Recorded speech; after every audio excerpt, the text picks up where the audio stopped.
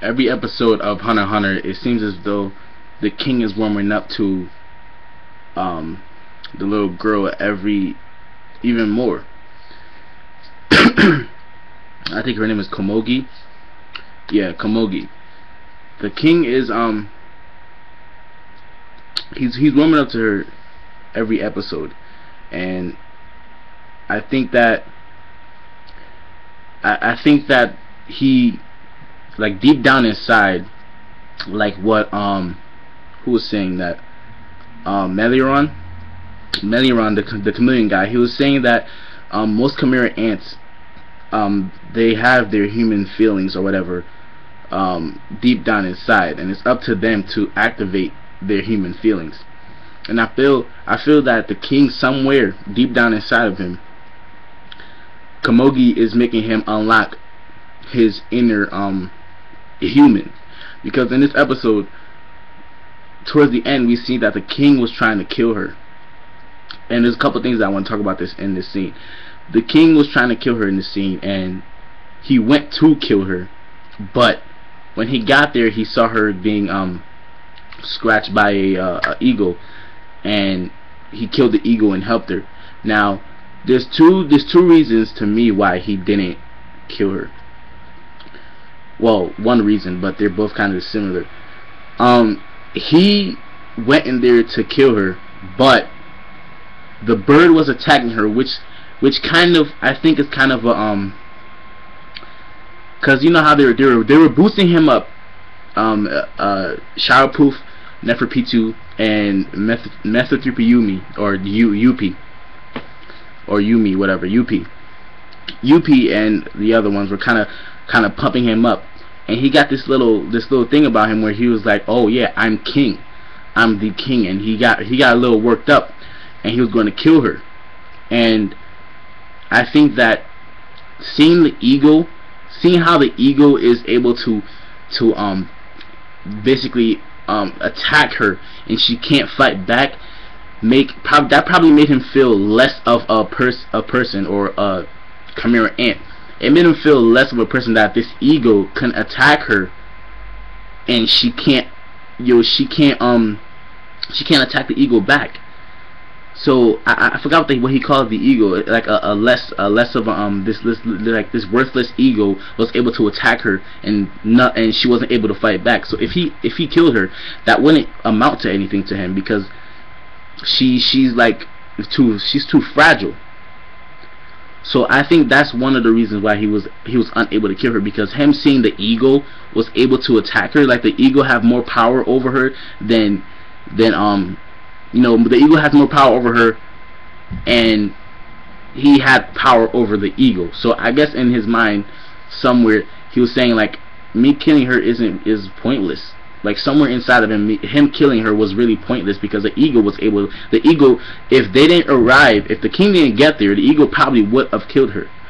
And he also said, why didn't you call for help? She was like, I didn't want to bother you guys. He said, what do you mean? You're not bothering us. So I think from what we saw, from the first time we saw the king to now, is a big gap.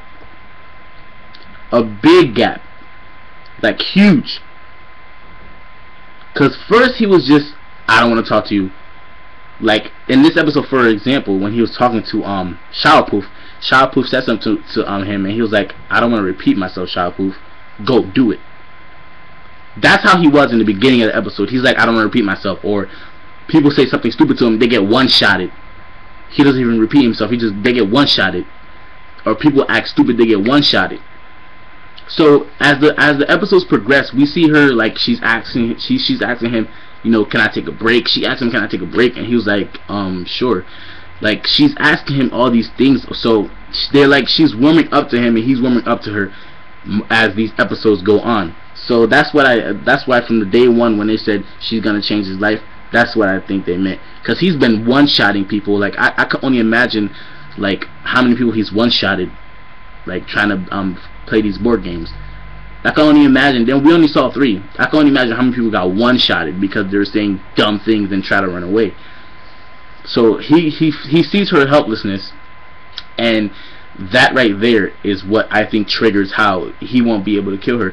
And Xiaopuf is kind of acting a little bit suspect in this episode. Xiaopuf is, in his mind state, he's saying that he's gonna try to kill her because she's changing the king. Like, he's regretting some of the stuff he's doing. Like, at first Xiaopuf thought he was gonna regret, because the king was asking about what's gonna happen to the girl if we do the selection, and they said, well, she's probably gonna die. And Xiaopuf thought he was gonna go back on his word and not kill her, was gonna regret it and not kill her. So Xiaopuf, he seems to be the only one, like UP said you're thinking too much, and he was like, yeah, you're probably right, I'm thinking too much. Like, he seems to be the only one that's like worried too much about the king. Like, he's on some Naruto Sasuke, like he's on some Naruto I love Sasuke feelings right now for the king.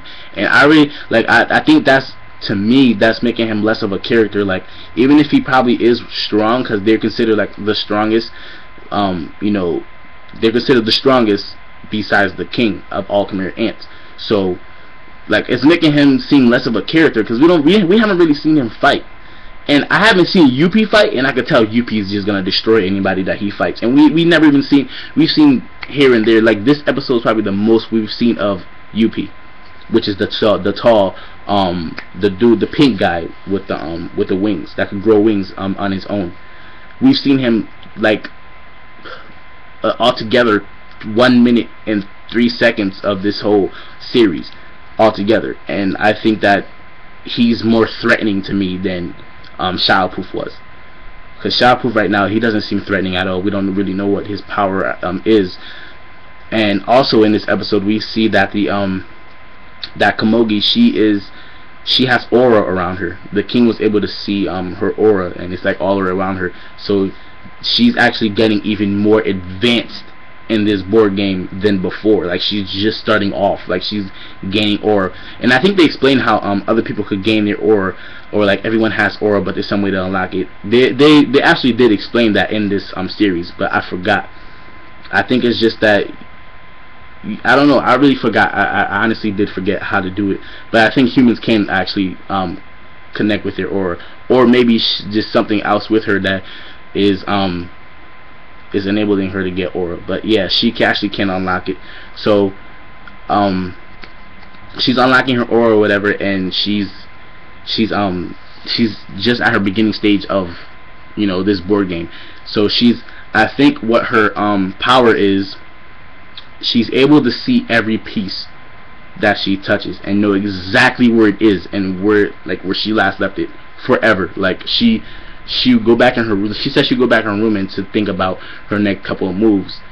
So that's dangerous, and that means she's gonna be like a army general like type thing. I don't read the manga, so this is what my opinion is. She's gonna be like some kind of like mastermind, because she's able to, you know, this whole time they've been playing the game. I don't think you guys have been paying attention to this game. If anyone out there who watches this have been paying attention, what they've been doing this whole game is talking about, oh, she took out my left flank, or she took this out, or she was able to attack this and that. These are all war and battle strategies that he's been saying and talking about this whole time.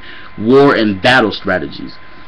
And I think this is, somehow she's going to be able to help him be a better ruler, because she has all these tactics, and she knows how to be a general in war, so to speak, when she's playing these board games. So she could be really of a good use to the king in the long run. And also, the king didn't really know what his name was.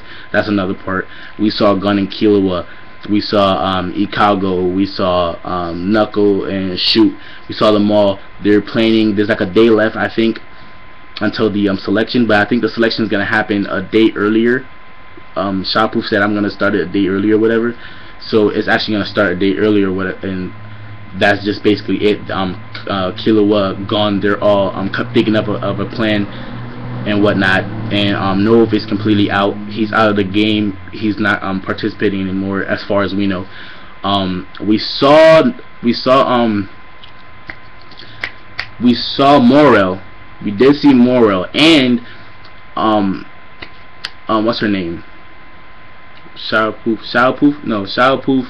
Neferpitou wants to fight Morel, because he's like, Morel is able to use his nen to create those, you know, those figures or whatever, and he's able to use them longer than I think she can.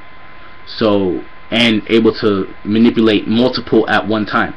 So she really wants to fight Morel. So that's gonna be, I think she's a little stronger than Morel, sort of, but that's gonna be a good fight. I'm looking forward to that fight. That should be interesting, because actually Morel's never really lost this whole time. Morel's never really lost a fight, so he's pretty strong.